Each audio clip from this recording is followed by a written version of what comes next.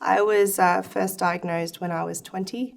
I found a small mole that was no bigger than a texter dot on my left calf, and I noticed that it was changing over about a fortnight. It raised and became quite feral looking.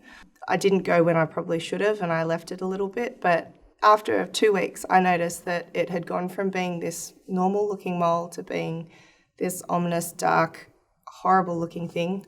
And I went to the doctor and they cut it out and biopsied it, and when I went back 7 days later to get my stitches out, they sat me down and told me that I actually had melanoma, and from there it was a real whirlwind. Everything happened so quickly. So I was diagnosed with a stage 3 melanoma. So within a couple of days I was in for meetings with my surgeon, and I was in for emergency surgery. Within 5 days. It was a really long recovery period. I couldn't walk for about 3 weeks just because of how much skin they'd had to cut out and take away. And then I got the news that it had spread through my lymphatic system. So I'd had a sentinel node biopsy as part of my initial surgery, and they'd found cells in a lymph node in my groin. So I was back in emergency surgery at that point, and I had a full groin dissection, and they took all the lymph nodes out of the left side of my groin. And that was horrible. That was horrific. Waking up, I'm never going to forget waking up. It looked like it sounds funny when I say it, like it looked like I'd been attacked by an ice cream scoop.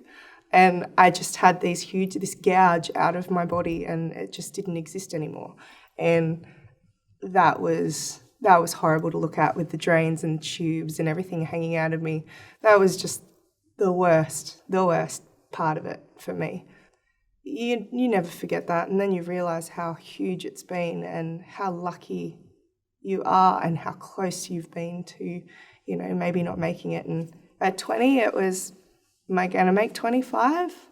And at 25 now it was like, am I going to make 30? So, yeah, it's a constant battle. I feel like you always are in recovery to a degree, and you're always working to make it to that next step and that next milestone.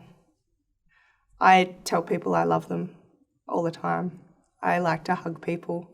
I like to smile, because my time here is precious.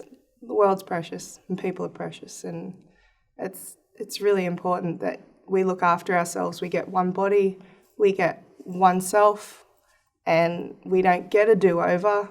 So if you muck it up this time, and if you don't look after the body and the skin that you're in, then that's time that you're going to waste, where you could be spending that with people you love, or seeing the world and travelling, or doing exactly what you want to do.